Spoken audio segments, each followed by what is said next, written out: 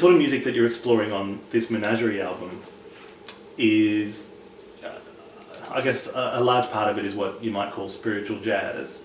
And I know that's sort of music that, you know, you've loved for a long time. Why now to do this project?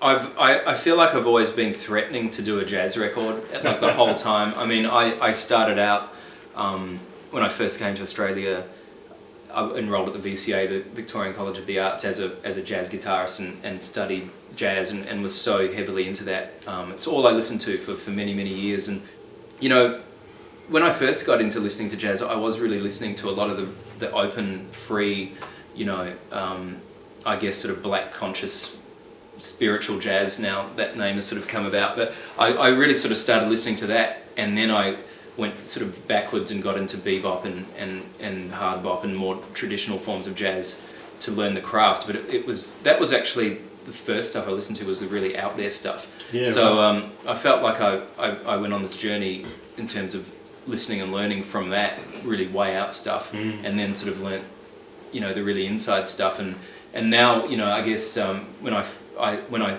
said to myself, look, I really need to make a jazz record, I found that the music that was speaking to me or connecting with me most was the more, you know, open approach to it. So that's how the genesis of this record came about. Yeah. Tell us about the guys you've got playing on the album. Was it hard to find the right people for this project? I really wanted to work with incredible musicians and incredible jazz musicians or improvisers, whatever you want to call it. And the thing with a great improviser is that they do their thing, and that's what they do. I mean, some of the great Australian jazz musicians like Bernie McGann or Ian Chaplin or Scott Tinkler, I mean, they are amazing because they sound like Scott Tinkler and Ian Chaplin. They have their own thing, and that's the kind of goal of any jazz musician, is to have their own sound and be instantly recognisable.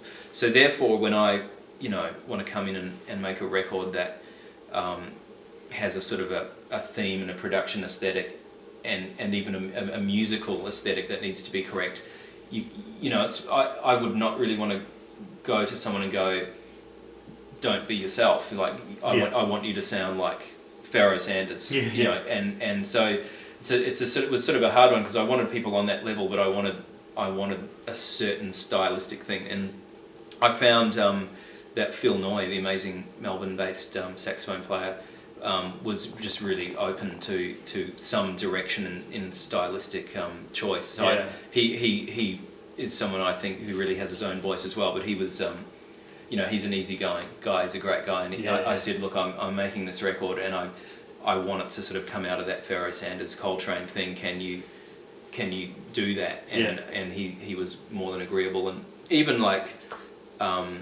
he's an amazing saxophone repairman, and all the horn players in Melbourne and across Australia get their horns fixed by him as well.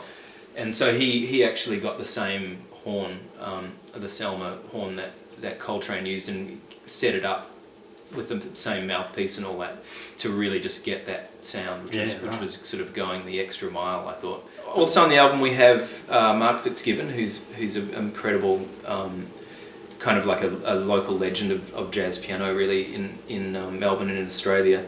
And he is really like an encyclopedia of harmony and of jazz in general. I mean, he was the perfect guy to get, because you can say to him, can you play it a bit like McCoy or a bit like Alice Coltrane even, and he actually, because he's so studied, he actually can do it. But I mean, again, it's important that this sort of doesn't come across as it's some sort of pastiche of these things. It was really about just taking that as a cue or a jump off point, but and giving them just some parameters, but not too many, because I really wanted them. I didn't want them to feel too restricted in that way. Yeah. Now, one of the guys who's on the album is this gentleman here, Roy Ayers. Not with us in the room, but tell us about working with him, because he's someone that's been an influence.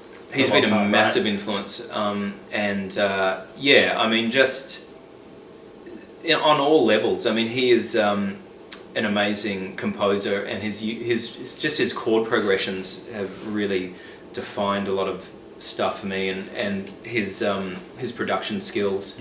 I mean, all the other albums that he's done, you know, specifically the Ramp album was just a huge influence on me. And also as kind of like a businessman, he's just always been really onto it with his career and managed himself really well. And you know, he's still out there touring and recording now. Which what is he? Close to 70 now, or he must be. I think so. Yeah. But I mean, if I could be doing anything close to what he's doing at his age, I mean, he's just really had a wonderful and fruitful and really prolific career. Yeah. I'm really over the moon that I have done a track with Roy Ayers. It's really great. Yeah, yeah.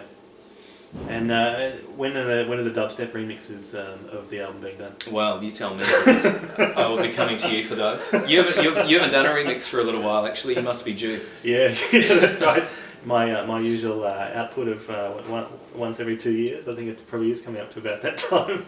I still think the Ennio Styles remix compilation should see the light of day. There's some crackers there.